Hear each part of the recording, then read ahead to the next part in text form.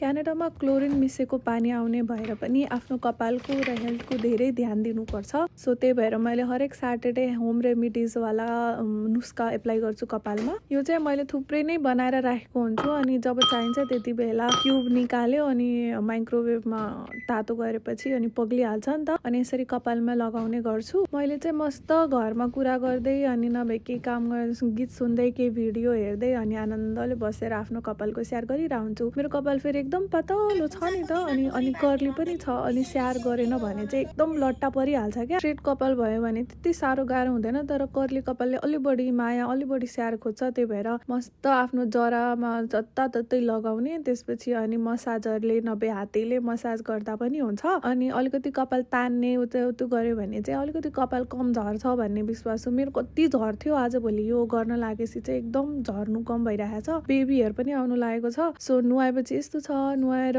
सकेपछि ड्राई भएपछि झन् राम्रो देखिन्छ। सो हजुरहरूले कसरी कपालको स्याहार गर्नुहुन्छ मलाई नै सिकाउनु ल।